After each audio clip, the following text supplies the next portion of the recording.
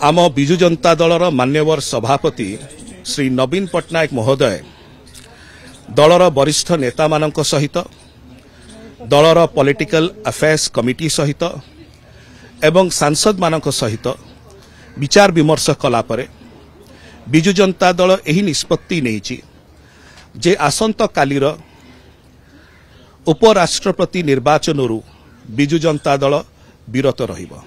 आमे एब्सटेन रहिबो।